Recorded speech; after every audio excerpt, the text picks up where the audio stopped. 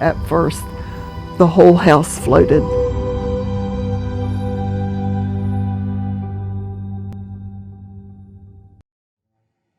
Well, I've told everybody it's a day that I will remember forever, but it's not one that I would want to remember. But it was a day of survival.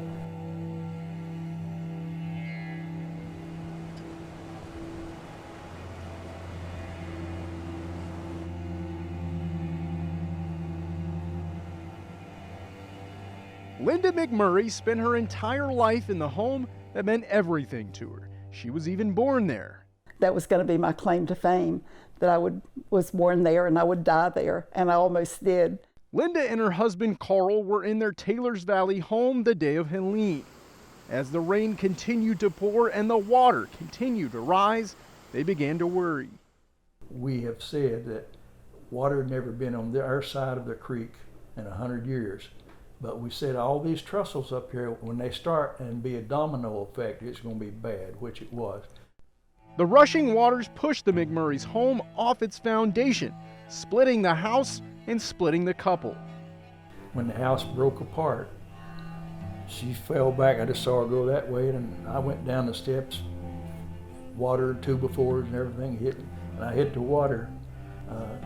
I started swimming as hard as I could. I looked down through there. It's about a 6-acre field, about the size of this out here. And when I looked down through there, and it's swift water, trash and stuff, and there's 3 trees lined up in front beside this double wide trailer. And I had to just frail the water as hard as I could to get over to them. Well, that didn't happen. It's just like a movie. Missed the first tree, missed the second tree, missed the third tree, caught a few bushes at the back end of it, and the root is coming together, a big waterfall down there where it ended up. Carl miraculously grabbed a bush and climbed into a tree, staying there for more than 4 hours.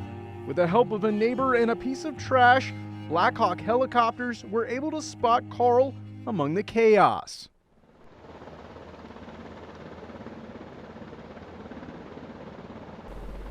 When they did, they had that big Black Hawk helicopter. He had trouble getting down there. The guy come down on a cable, come down, latched around me, took me up and rolled me in. And when he did that, he gave it, it was about getting dark, and he gave it the fuel.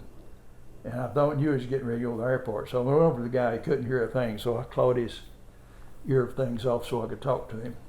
And I said, my wife's down there. The crew made as many passes as they could. And then the pilot got on and said, I hate to say it, but we're running out of fuel. It's getting dark, and said, we got to go. So we had to leave. Carl left Taylors Valley that night thinking that he had lost the love of his life. But for 16 hours, Linda was left in the home where her life began. And I was standing at an open wall. The wall was gone, and very swift water was coming by. And every time a log or a rock would hit the house, I think it would send me on down. Neighbors found Linda the next morning and carried her out on one of the last surviving pieces of their past lives, this rocking chair. And during her rescue, she was given the news that she had prayed for over 16 hours. Carl was alive. I was okay after that, even though his face was black and blue, and he looked great. It was a wonderful thing to be able to see him after going that long thinking he was gone. It was their story, the story of survival, loss, and eventual gratitude that caught the attention of many, including Governor Glenn Youngkin, who acknowledged the couple during his State of the Commonwealth address in January. They were even able to meet Carl's rescuers. We came in and they had some meet and greet type activities, and then they brought us in to where they had the pilot's crew on that aircraft, had them all there, and we made some pictures, and we had some good hugs and tears. It was very emotional. From there, Carl and Linda's fortunes continued, hearing that they were among the families in Southwest Virginia set to receive a brand new home built by the Mennonite Disaster Service. It's become home. I have a little flower garden. We're looking forward to a bigger garden next year. It's a wonderful house. It's a great place for us to finish our years, however much time we have left.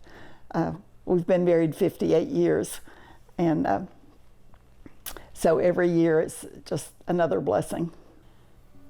I wish we could have everybody's name and everybody that's touched our lives. I wish we could remember everybody, but we can't. There's been so many that we're so blessed, and we're thankful for everyone who has said a prayer for us, or have felt sorry for us, or have come and shook our hand or give us a big hug. We just have been blessed by so many people. It was an ordeal that tested their faith, but through it all, that faith was strengthened. And it has made us appreciate life so much better, what time we have left. People kept calling us and wanting to hear our story, and and I would say, enough of this. There's people still hurting, people who lost lives are still, why are we going through this? And then I got to thinking, God saved us for some reason, and maybe it was to tell our story of faith and survival. In Taylors Valley, Liam Bridgman, News 5, WCYB.